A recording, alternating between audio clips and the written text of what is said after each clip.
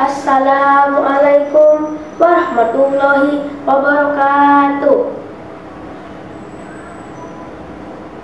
Selamat pagi Bapak Ibu Guru yang saya hormati dan teman-teman yang saya sayangi. Semoga sehat dan bahagia terus ya. Perkenalkan, nama saya Ranu Satria Manggala, siswa kelas 5, perwakilan SD Muhammadiyah Kota Brebes, Jawa Tengah. Hari ini saya mau bercerita tentang tokoh yang hebat dan sangat menginspirasi, yaitu Kiai Haji Satori, seorang ulama dan pejuang yang penuh semangat dalam menyebarkan ilmu dan kebaikan. Pahlawan mungkin belum banyak dari kalian kenal. Bukan seorang jenderal perang, bukan pula seorang presiden, tapi perjuangannya sungguh luar biasa. Beliau adalah Kiai Haji Satori dari Brebes, Jawa Tengah. Bayangkan, Brebes di masa lalu tidak ada suara motor ataupun mobil, hanya ada kicauan burung dan suara pasar rakyat. Tapi di balik ketenangan itu ada kekhawatiran karena negeri kita sedang dijajah. Saat itu banyak rakyat hidup dalam ketakutan, tapi di tengah itu semua berdirilah seorang ulama pemberani, yaitu Kiai Haji Satori. Kiai Haji Satori lahir di Desa Limbangan, Kecamatan Losari, Brebes. Sejak kecil, beliau dikenal sangat cerdas, sopan, dan rajin mengaji. Ia tumbuh besar di lingkungan pesantren, tapi dia tidak hanya belajar tentang agama, tapi juga memahami kondisi rakyat yang menderita karena penjajahan Belanda di Jepang. Saat penjajah datang, Kiai Haji Satori tidak tinggal diam. Dengan tekad dan iman yang kuat, beliau mengajak para santri untuk bersatu melawan ketidakadilan. Tapi perjuangan Kiai Haji Satori tak selalu dengan senjata. Beliau memilih cara dakwah dan pendidikan karena beliau percaya dengan ilmu dan iman kita bisa melawan kegelapan.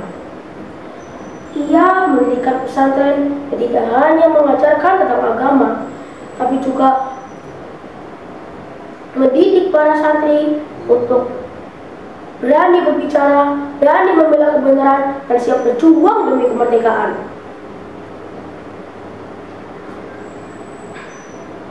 Suatu hari, tentara Jepang datang ke desa Kiai Haji Satori. Mereka curiga karena banyak anak muda berkumpul di pesantren. Mereka pikir sudah direncanakan pemberontakan. Tapi Kiai Haji Satori tidak gentar. Dengan tenang, beliau berkata, "Kami hanya belajar berdoa. Tapi jika keadilan kami terampas, maka kami akan bangkit." Wah teman-teman, bayangkan betapa beraninya beliau dengan sorban dan kitab di tangan. Ia berdiri menghadapi tentara bersenjata. Kiai Haji Satori menjadi cahaya bagi rakyat Brebes. Beliau mengajarkan tentang kepentingan gotong royong, kejujuran, dan keberanian. Bahkan setelah Indonesia merdeka, Kiai Haji Satori tetap berjuang. Tapi kali ini bukan melawan budaya, tapi melawan kebodohan dan kemiskinan. Kiai Haji Satori membantu membangun masjid, sekolah, dan fasilitas umum lainnya untuk rakyat. Kiai Haji Satori wafat dalam ketenangan, tapi semangat hidupnya di dalam hati rakyat Brebes. Kini namanya diabadikan sebagai nama jalan dan inspirasi bagi generasi muda. Teman-teman, dari kisah Kiai Haji Satori, kita belajar bahwa menjadi pahlawan tidak harus angkat senjata. Tapi dengan ilmu, iman, dan keberanian, kita bisa menjadi pahlawan dimanapun kita berada. Karena menjadi pahlawan tidak dikenal sejarah, tapi soal membuat cahaya di tengah dunia yang gelap. Hikmah dari kisah Kiai Haji Satori, yang pertama, rajin menuntut ilmu. Yang kedua, sabar dan ikhlas dalam berjuang. Yang ketiga, mengajarkan kebaikan kepada sesama.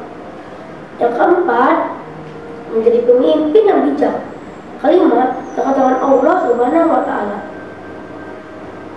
Itulah cerita tentang Kiai Satori, seorang ulama yang sabar, ikhlas, dan tidak pernah lelah menyampaikan ilmu serta kebaikan. Dari beliau kita belajar bahwa ilmu itu sangat penting dan menyebarkan kebaikan adalah tugas yang mulia. Kiai Haji Satori selalu mengajarkan kita untuk selalu rendah hati, rajin belajar, dan tidak mudah menyerah demi cita-cita. Kesimpulannya, kita sebagai generasi muda harus menghadani semangat beliau, belajar yang baik, berbuat baik kepada sesama, dekat dengan Allah Subhanahu wa Ta'ala. Semoga dari kisah Kiai Haji Satori bisa menginspirasi kita semua menjadi anak yang hebat dan bermanfaat. Mari kita jaga terus semangat Kiai Haji Satori ya, karena Indonesia butuh dengan cahaya seperti kalian.